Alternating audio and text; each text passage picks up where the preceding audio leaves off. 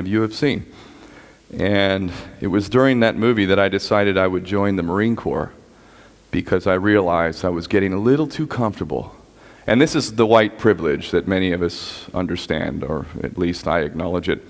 You know, as a white middle-class kid, you know, reasonably looking, good looking, you know, articulate, you know, fairly clever, coming from a middle-class family, there's a lot of opportunities for you, really, you know, that aren't available to a lot of other people who happen to have darker skin or come from less privileged backgrounds. This is the reality. And I felt like, just intuitively, I knew like I'm too comfortable. The job I had was great. I was making excellent money. I loved the job. I had a really nice car. I lived literally on a cliff overlooking the Pacific Ocean with floor-to-ceiling windows looking at the Pacific Ocean. I had a keg machine, you know, where you have a keg and a fridge and a tap. I had that. Fucking brilliant, man. And really everything, you know, pool right outside my door, you know, it was fantastic. I was making good money, really loved it. But again, I felt I was getting a little too comfortable. It was all too easy. And many people who worked in this place had worked there for many years. You know, they started off young and they were there 15, 20 years later. I didn't want to be a waiter or a captain or even a maitre d'. You know, I knew that wasn't enough for me. So while I was watching this movie, anybody want to take a guess what movie it was? Who's that? Yeah. Full Metal Jacket. Who here has seen that movie? Fucking brilliant movie, man. That movie is it could be a documentary. In fact, the guy who plays the drill instructor is a former drill instructor from Vietnam era. That guy was doing exactly what he would have been doing in Vietnam. That movie is incredible. And while I was watching the movie, you may say, man, he's really fucking sick and twisted. Why would you want to join the Marine Corps after watching that movie? Well, the thing is that I really admired the strength, you know, the strength and the kind of discipline that is required. If you remember the movie, the first half of it is boot camp at Parris Island. I went to MCRD, Marine Corps Recruit Depot in San Diego, which, funny enough, was my hometown. So while I was in boot camp, I could see where my mom worked in the building in downtown, and I could see places that I had visited. And yet, when you're in boot camp, it's 3 months long, you have no contact with anyone outside at all. So I could see it, but it was as far away as, you know, as the moon, quite frankly. And I joined the Marine Corps because I felt I was lacking in discipline and initiative, and I felt the Marine Corps would give it to me. But I didn't actually realize at the time what I know now, and the reason why I joined the Marine Corps was to get the father that I never had. And I knew intuitively that, you know, I didn't have a man as a role model. I didn't know how to act like a man. How could I? So the Marine Corps will give that to me. Again, I didn't know that at the time. I thought it was just all about discipline and initiative. I knew I had high goals. I wanted to make money like everybody else. I intended to make lots of money, so I knew I needed to work hard. And just to give you an insight to my character, I mean, this was inbuilt in me, probably largely because of my mom, a beautiful woman. Anything good I've ever done in my life, I have to directly attribute to her. What a beautiful woman. I mean, really, loved me to a fault, and I can certainly forgive her for that. She passed on a couple years ago, but an absolutely beautiful woman. And so I joined the Marine Corps, and I wasn't like a super patriot, you know. I felt I would get something positive. I wanted to make a lot of money. And before I joined the Marine Corps, I remember taking this self-help course by a guy named Charles Givens. He was a real estate guru of the time.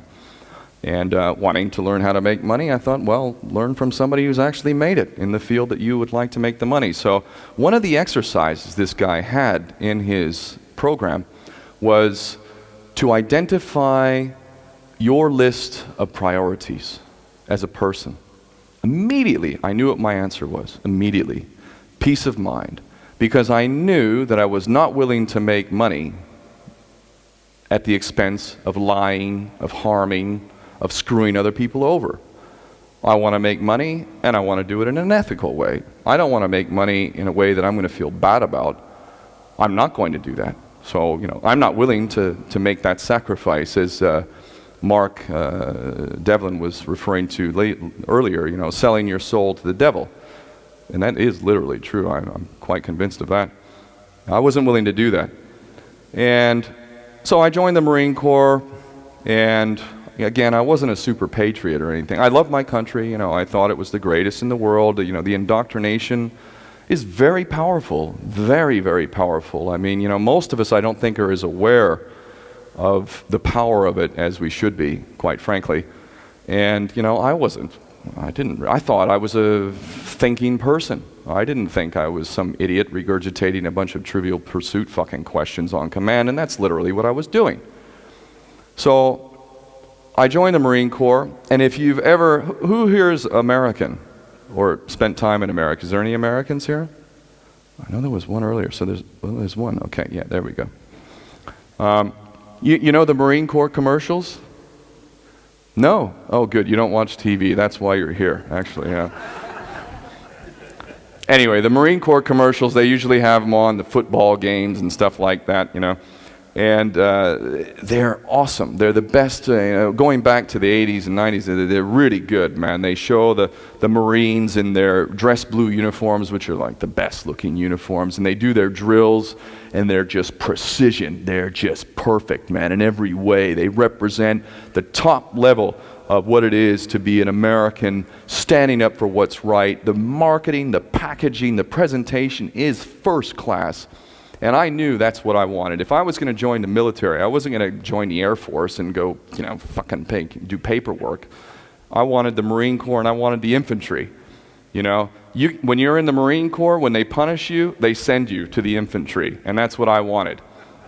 And so here I am. Be careful what you wish for. I got it. I was in the Marine Corps infantry.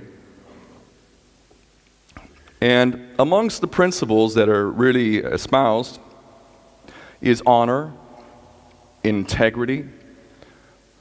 The mission is more important than the self. That's an important one, boy. That's what that quality right there, boy. When there's something bigger than you, and you're willing to die for that thing that's bigger than you, and you're serious about that, boy, you can't control someone like that, really. And leadership by example. So instead of saying, charge, it's charge, and you're the one in the front, you're leading. You're going to be the one that's going to take it. That takes balls and integrity and strength. It's the warrior spirit. It's something the Scandinavians, the Nordics, that's a man, and I thought that's what I wanted. I wanted to be a man. And so I believed all that stuff. And while we were on a ship in the Mediterranean,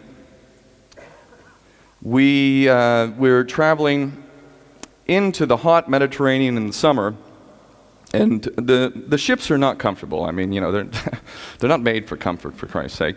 So we're on this ship. It's very, very hot, and we have to travel through various areas to go, to the chow hall where we eat, and to the flight deck where we can get some fresh air and stuff like this.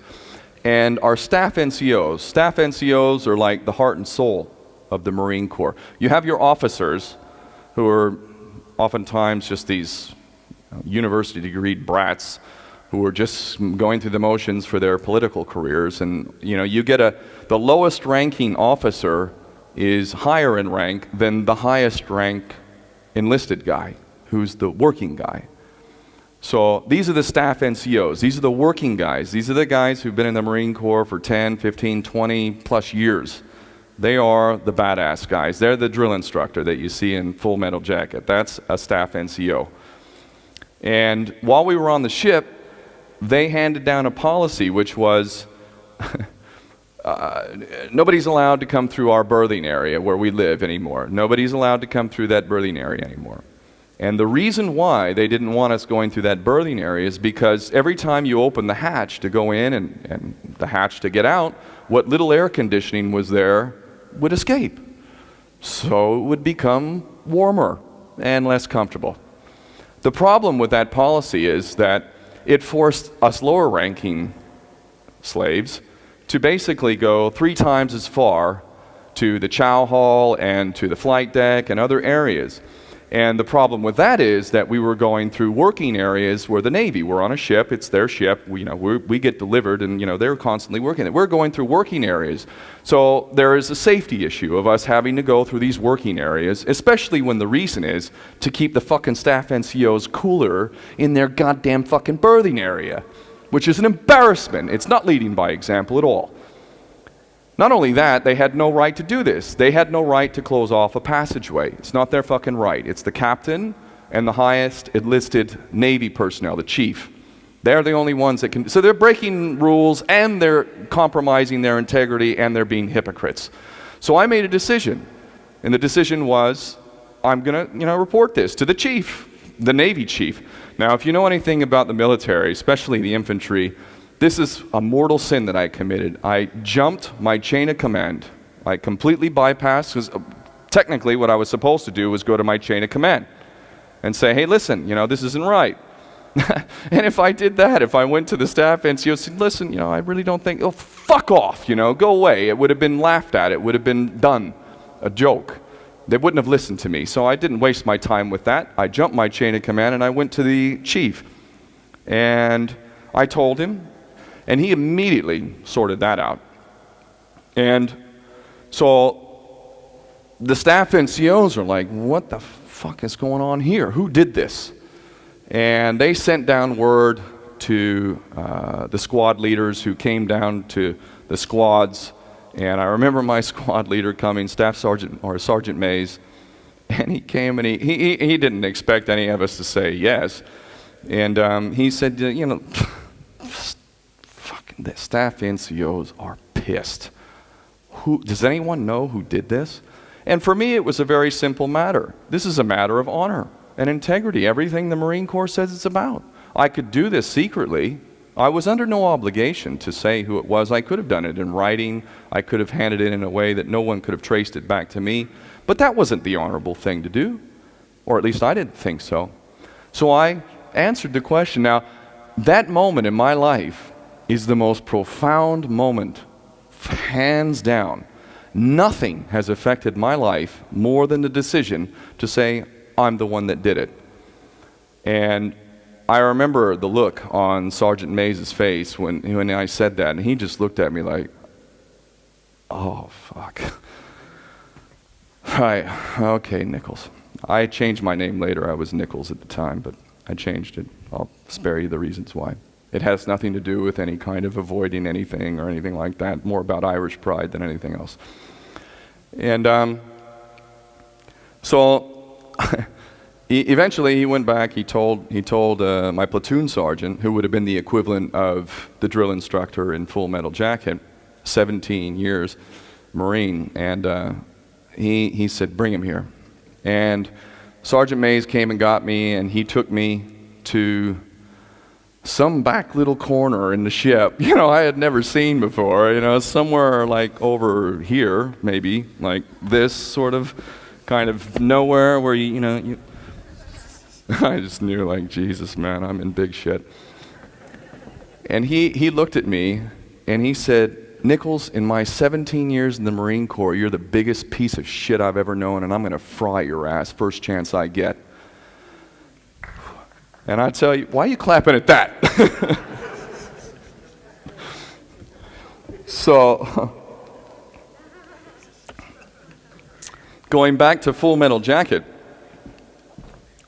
remember how Private Pile, you remember Private Pile? Everybody's seen the movie, everybody remembers Private Pile, right?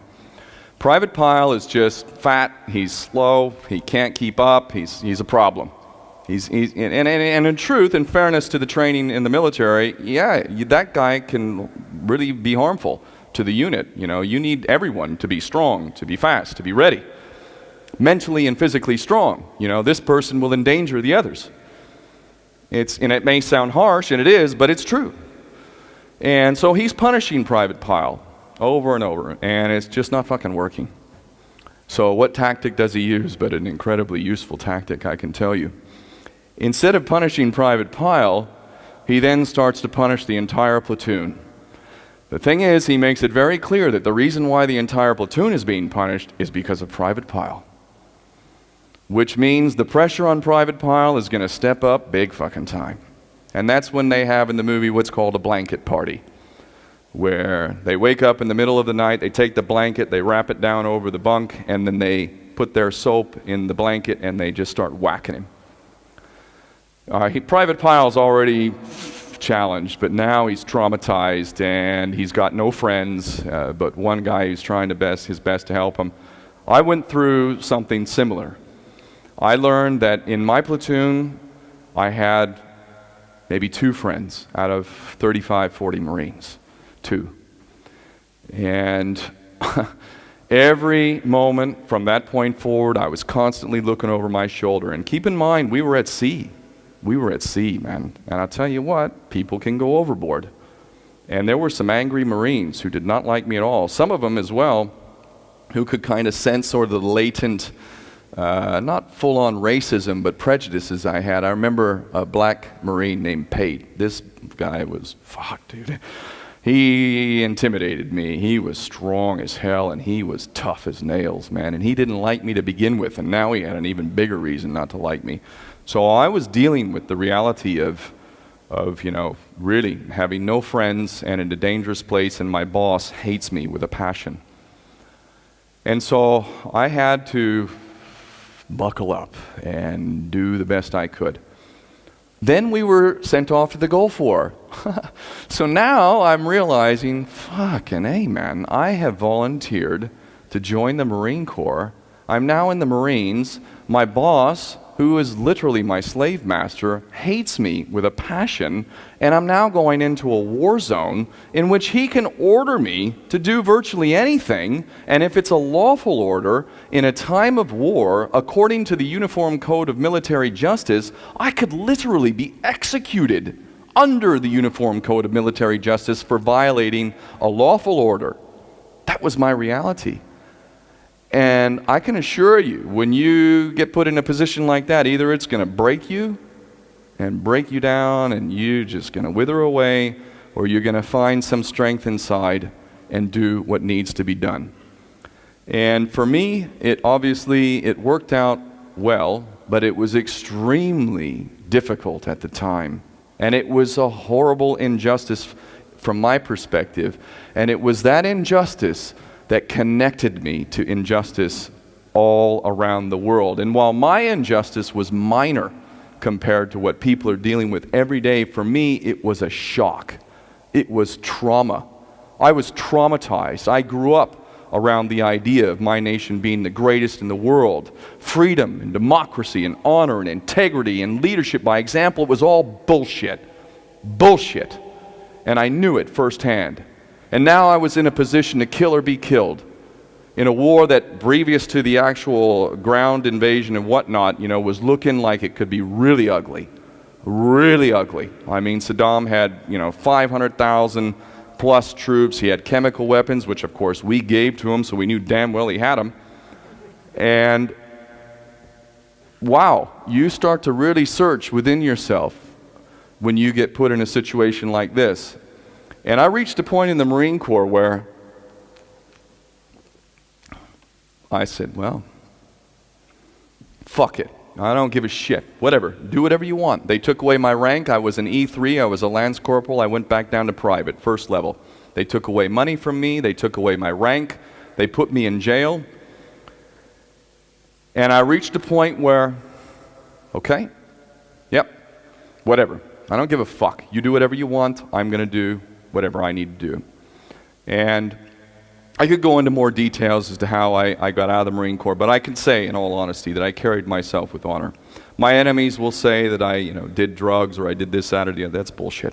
I did some steroids. That was commonplace in the Marine Corps. I did it a few times. That's what they ended up getting me for. Technically, the charge was illegal use of narcotics. Whatever.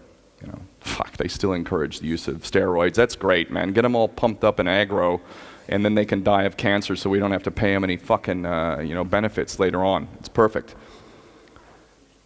And when I came out of the Marine Corps, it's still the happiest day of my life, to be honest. When I got out of the Marine Corps and I drove out that gate for the last time, I swore I would never give up my freedom again, and that I would exercise my freedom to the hilt. But the most important thing that happened in that experience was that the trauma had dislodged the years and years of conditioning which is inherent in whatever society we grow up, but certainly in American society. You're indoctrinated. You believe things that are completely rubbish. Nobody in their right mind would believe any of that shit if they were truly thinking for themselves, but everybody believes it. So it must be true. And I realized that what I thought was true was bullshit. So if the Marine Corps is bullshit, what else is bullshit? I was willing and ready to receive that information, whereas previously there's no way I would have received it. No way. If someone had told me, for instance, on 9/11, if I hadn't been through that experience and someone said, no, the U.S. government did it, fuck you, I would have been just like any other idiot patriot who would not have heard it. I would not have heard it. But because of that trauma, I now realized, well, that's not true. Maybe other things aren't true as well. It was the greatest gift of my life. The greatest gift of my life. It helped give me a strength. It helped me become, eventually, I believe I'm getting there, a man. I'm still not even completely there as far as I'm concerned. There's still things that I need to do to really be the man that I respect. But it helped me on my way. It helped push me in the right direction. And when I came out of the Marine Corps, I started a course of independent study. And I started to read books that they won't give you in universities generally. Some of the books I read, the autobiography of Malcolm X. Wow, what a beautiful man. What a beautiful man. Love that man. Love him dearly. And what Malcolm taught me was, when I was a kid, they shipped us rich white kids off to the poor black neighborhood once a week. They called it integration. And of course, as I told you, I used to get into scraps, so they sent us rich white kids to the poor black neighborhood, and invariably I would get into a tangle with some black kid, whatever, and I didn't feel what he was doing was correct, so all right, let's go. And so I'd get into a fight with one black kid, and next thing I know, I'm fighting 3 or 4. And I'm saying to myself, fuck you, Well, come on, 1 to 1. Why do you need 3, 4 of you? And because of that, which is a really predictable consequence of what was being done there, I started to develop real prejudices towards black people. I had a black friend from a young age. I wasn't an out-and-out racist. I didn't think every black person was this way, but I was developing a strong prejudice towards black people as a result of this. And I even flirted with some white supremacist groups when I was in my later teens. And I was that close. I could, and you can imagine, if I knew a lot of their arguments, if I had joined any of these groups, I could have been one of their greatest speakers, recruiters, man. I could have brought in a lot of people potentially. I could have been a real asset. And I was that close. And I love these facts because it makes me humble myself. The only reason why I didn't take that path was, I don't know, fate, twist of fate, things that I never could have contemplated, but I could have gone that way. So when I see a racist or a neo-Nazi or something like that, I see myself. I see myself that close to going that way. I understand how someone can go that way. I don't look down on people, I see myself. I believe this is very important. No matter how fucking wise and honorable you think you are, we all make mistakes, sometimes really big ones. And we should forgive each other these mistakes, quite frankly. And if you look at the way we're being manipulated, it's quite easy to understand how these mistakes can occur.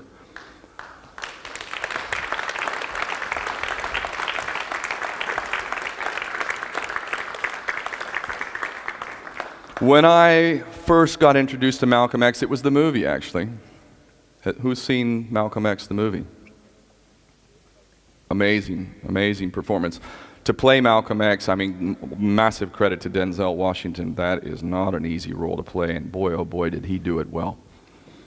I read the autobiography of Malcolm X, and I realized, oh my God, if I had been born black in America, holy shit, I would probably not be someone Whitey would want to know. And if you wanted to spout off to me, motherfucker, you call me nigger? You fucking want to look at me like a nigger? Seriously, we got a problem. And I realized, the rage that black people feel because I put myself for the first time in that position.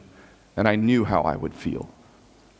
And I started to develop a real respect for the horrendous experience that black people continue to go through. Just because they're reporting these stories of black people being executed now does not mean it's some recent wave. This is normal.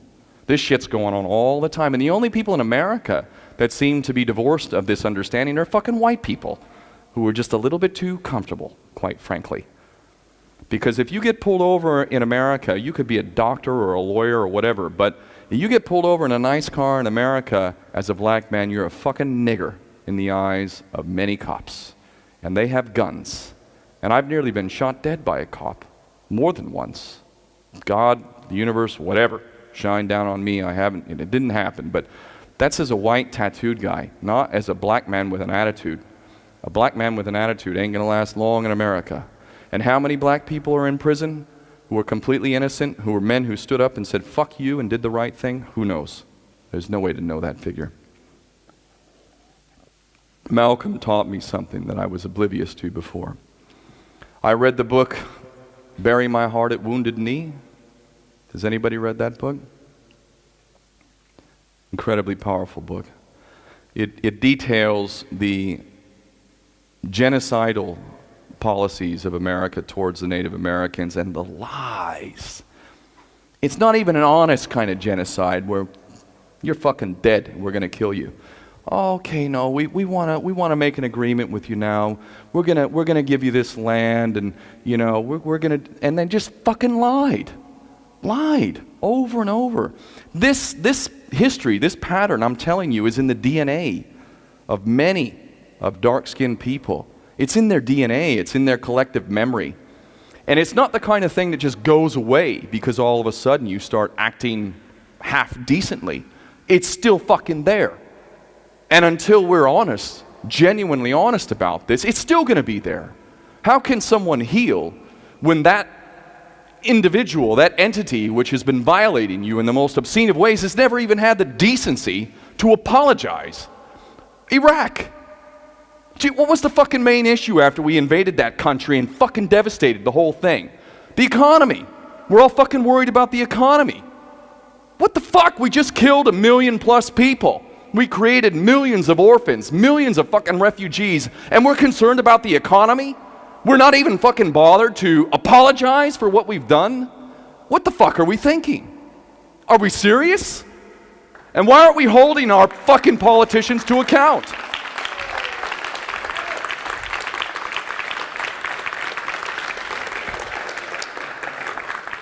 If I was Iraqi, if I was born and raised Palestinian, I'm honored to be a Palestinian citizen. I'm as close as you get to being a naturalized Palestinian citizen, and boy, oh boy, am I proud of that. But I have not been born with the skin color of a Palestinian in Palestine and lived that life as a Palestinian has. If I had been born in Palestine and had to endure that kind of injustice, with my loved ones being threatened or killed or fucking tortured, I can assure you, I would be involved in violent resistance without a fucking doubt. No way would I sit by and allow that shit to happen. No way. So I think we have a lot of nerve pointing a finger at people and calling them terrorists when they're enduring a circumstance which most of us could never even comprehend. We couldn't even comprehend. Can you imagine your child being ripped from you, being blown to bits? Can you imagine? Because I can, and I know how I would feel. We have a lot of fucking nerve talking about terrorism. We're the fucking terrorists. We pay for that shit.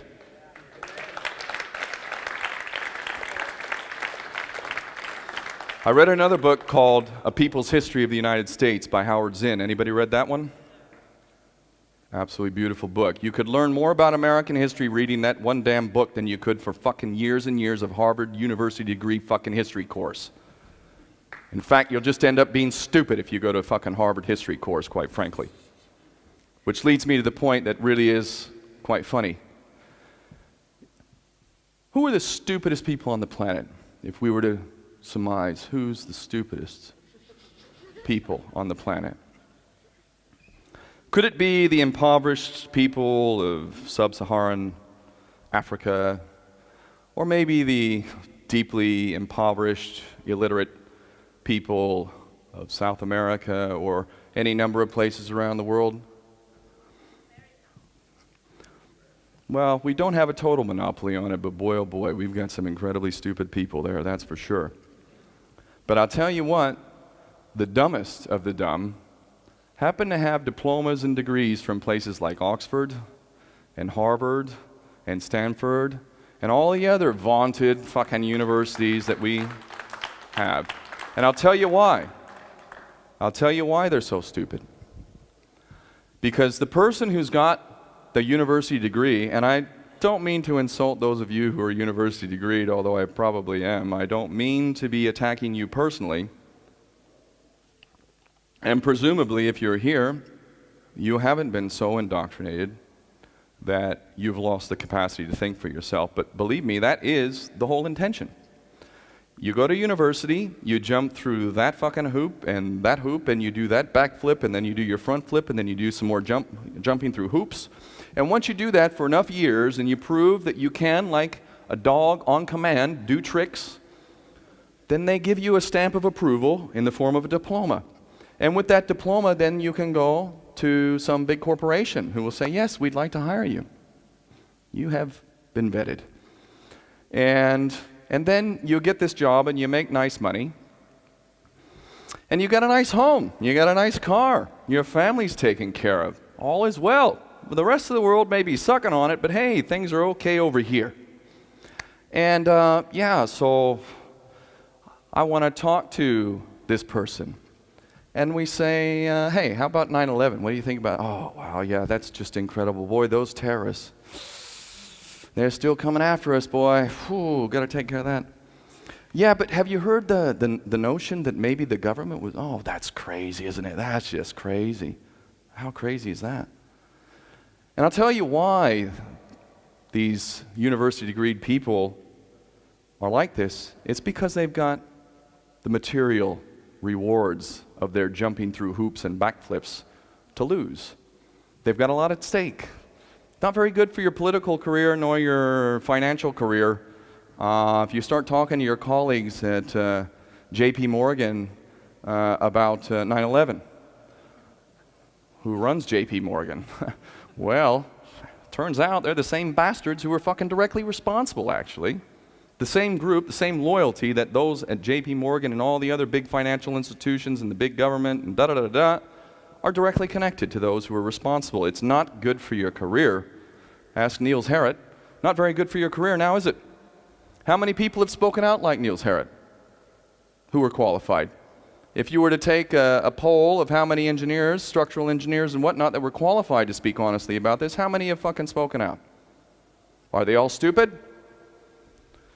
Well, I would argue that I know deep down, subconsciously, they know what's going on, but they remain willfully ignorant because that is much more favorable to their career. They are the dumbest people on the planet, or they're the most servile and compromised people on the planet. And the way they suck you into that trap is the material.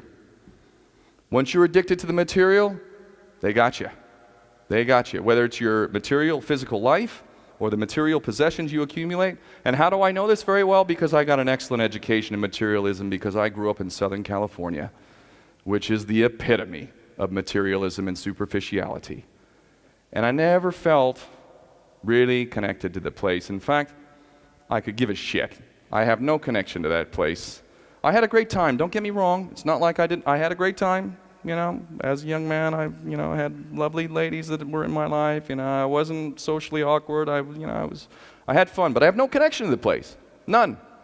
The values reflected in the people there do not reflect my values at all. So leaving that place is no sacrifice to me at all. So these are the types of books I read. And I remember very, very well when I decided that I would renounce my U.S. citizenship. And it took many years, actually, before I did it. But I took a course. It was in that period where I was open to information, new information. I wanted to know. And I took a course, American History from a black perspective.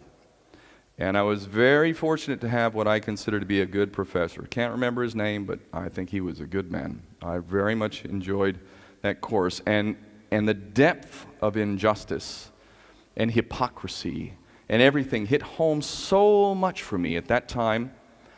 This was probably about 1993, 94.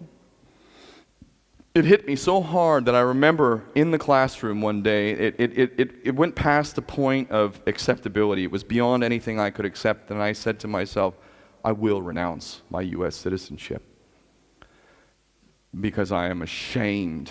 Not only of the crimes, the crimes I could possibly deal with, possibly, if we at least owned up to it.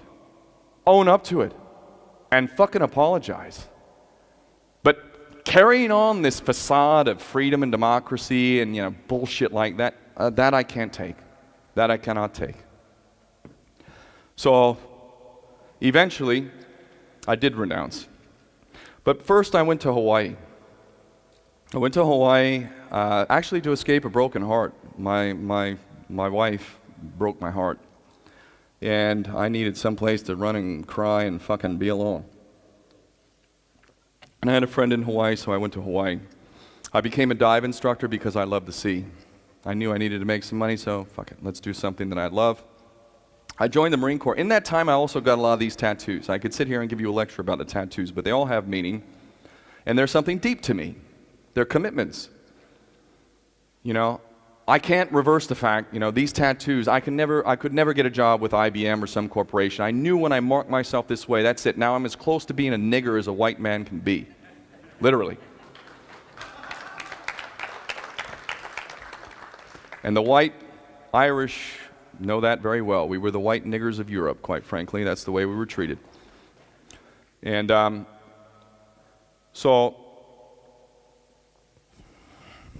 excuse me. So I went to Hawaii, and I became a dive instructor, and I went to go get a job. Virtually every job I'd ever applied for, I always got. But with all the tattoos and whatnot, all of a sudden I couldn't get a job. So that was great too, and that was part of the reason why I got the tattoos. I knew by looking this way that opportunities would melt away, and it would force me to take my own path. I couldn't take the easy route anymore. No longer am I this respectable white middle-class guy who looks the part, talks the part. I was obviously some ex-convict drug dealer or some shit. Look at him. He must be. And I knew that. I knew it would force me, and it did. So I had to start my own business because I couldn't get the job I wanted. And I did. I started my own business, and that business only died last year, 17 years later. My mom carried on the business after I left. And that business was the best dive business on that island and arguably the best in the entire state of Hawaii. That business led to the rescuing of about 55, 56 green sea turtles that were entangled in fishing line. That business led to the removal of about 13 ghost nets, some at 200-foot plus deep water. That business resulted in the creation of a marine sanctuary in our own backyard. And the reason why that happened is because my love, my desire, my ability, the strength, the discipline that I had acquired over this period of hardship and whatnot was such that it combined with something even more powerful, which was attributable to one thing, and an angle that I bet none of you would have thought I'd go into. One of the decisions that I made in this period of growth was to become a vegetarian.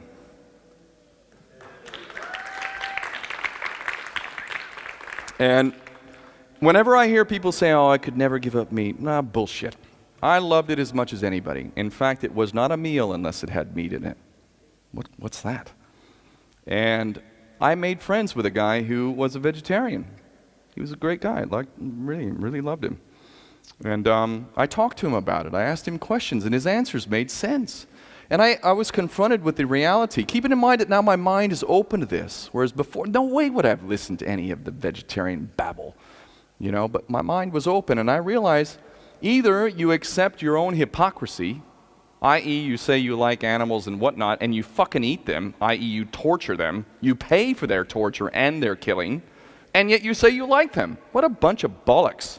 Don't fucking say that. Just accept the fact that, well, yeah, animals are cool, but I like to eat them. I don't give a fuck if they're tortured.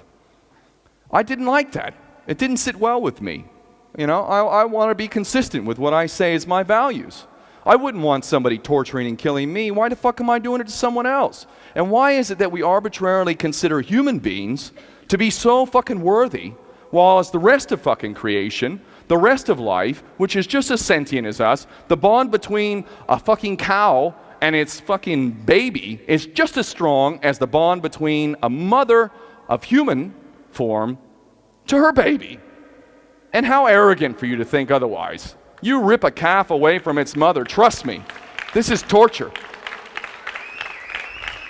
I didn't want to deal with that hypocrisy. I don't respect the man that does that, so I took what was something that I loved.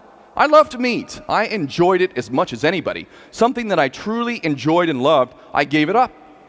I gave it up and never looked back. 25 years later, no fucking way. Never going back unless I need to survive. In which case, I'll fucking eat meat in a heartbeat, no problem. But until such time, I will not do that.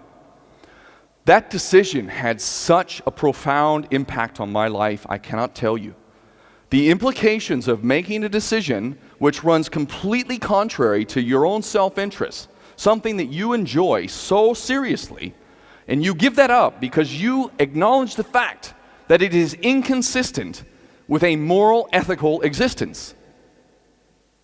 And I don't care what anybody says. I'll be happy to debate anybody on the subject. I will shame you if you want to use any of the normal arguments to defend this insanity. This is the one area where I'm actually pessimistic, and I'm hoping that we grow a little bit more. While we're starting to become aware of human suffering and the punishment and the meted out nastiness that we are indulging in through our tax monies and whatnot, we are still remaining largely oblivious to the Holocaust times 1,000 that is happening every single day without hardly a whisper. Billions, literally billions of creatures, if we count fish, chickens, cows, pigs, goats, and everything else, billions a day are being exterminated, life taken away, most of them tortured in one form or another. And how much are we talking about that? How much are we debating that? We don't even talk about it. Are we really serious? And I'll tell you what, if the principle that we apply towards others were applied towards us, let us imagine some species from another part of the galaxy or the universe that is more technologically advanced than us, and by their own measurement thinks we are far more important than them, obviously, because if they were more important than us, they would be able to do to us what we can do to them. Clearly, might makes right. If we can take over their planet, if we can enslave them, if we can rear them for food, and if they taste good and we like to eat them, what the fuck is the problem with doing that? Clearly, God said that we are capable and worthy of that. Otherwise, we wouldn't have the ability to do it. And so, we do that to every other species, quite frankly. And if it were done to us, boy, oh boy, would we understand the wrong fucking path that is. We would see it crystal clear, just like that. But apparently, we can't see it because we like the fucking taste, and we're used to it. When we get serious, we will talk about this issue. We will talk about it seriously. But right now, we're still not doing that. I am mostly optimistic. So I'll get more into the optimistic side of it in the next part. As far as I know, I think this is the break, so we'll leave it for there. I'm going to grab another beer, and then we can carry on.